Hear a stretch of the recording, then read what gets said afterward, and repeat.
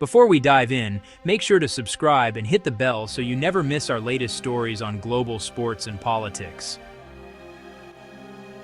Everyone assumed that hosting the 2026 FIFA World Cup would give the United States full control over the tournament.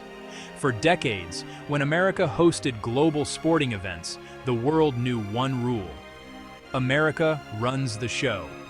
So when the US won the joint bid with Canada and Mexico, many believed this was America's chance to display power, organization, and global leadership.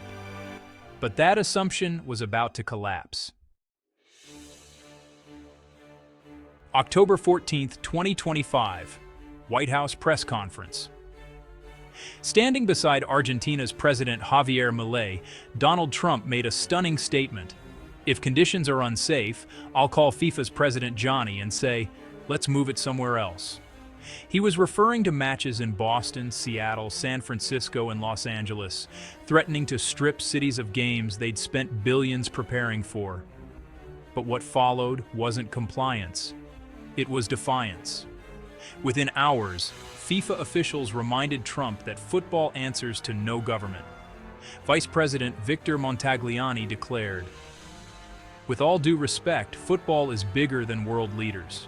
It outlasts their regimes, their slogans, and their power." Trump assumed his friendship with FIFA President Gianni Infantino gave him leverage. He thought he could pressure American cities and that Canada and Mexico would stay quiet. Instead, he discovered that FIFA doesn't bend to political power. This wasn't trade or diplomacy. It was contract law, and FIFA held the contracts. The organization's firm response made one thing clear: presidents come and go, but the World Cup continues. The controversy began when Trump criticized Boston Mayor Michelle Wu, calling her radical left.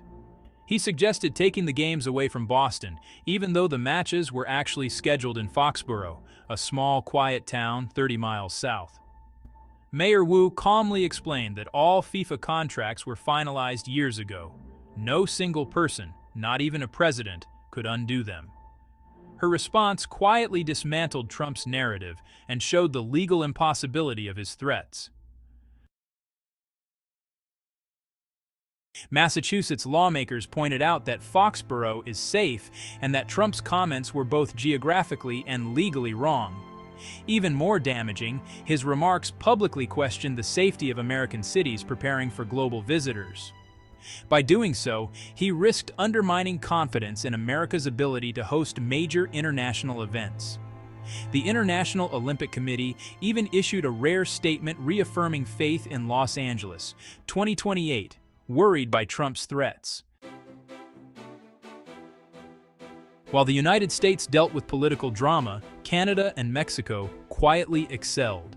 Canada's Toronto and Vancouver will host 13 matches. Stadiums upgraded, transport systems ready, everything on schedule.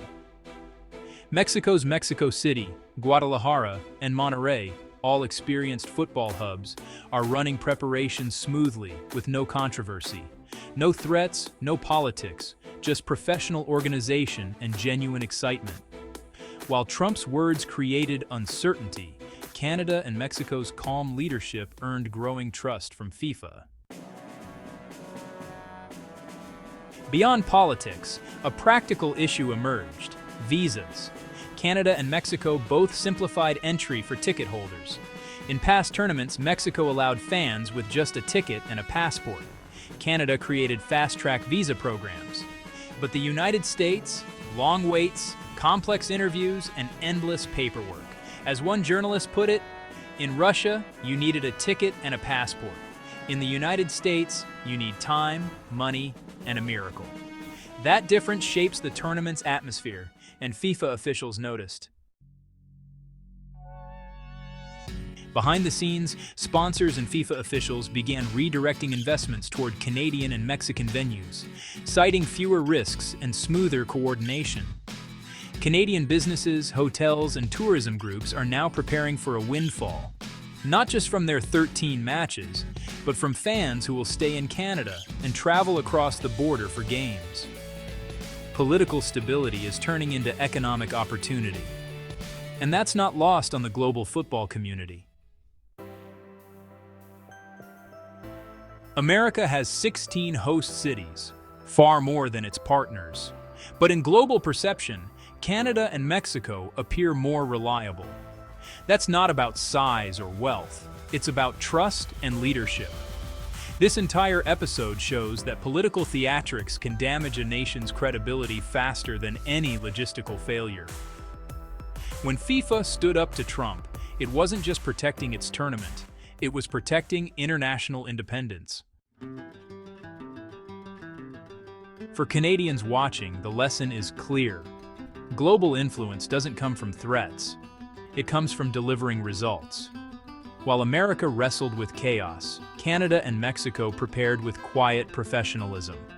When the World Cup begins on June 11, 2026, the real question won't just be who wins on the field. It'll be whether America can recover its credibility, or if the world starts looking north and south for leadership. This tournament is more than football. It's a test of reliability and cooperation.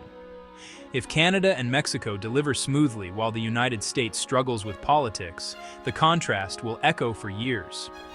For Canada, this is a chance to prove that true leadership means stability, hospitality, and trust.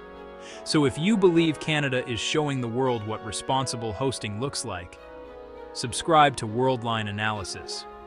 We'll be covering every update on the World Cup, FIFA's responses, and what this means for North America's future on the global stage. And don't forget to hit the bell so you never miss an update. Subscribe now and join us for every moment. We can't wait to have you with us.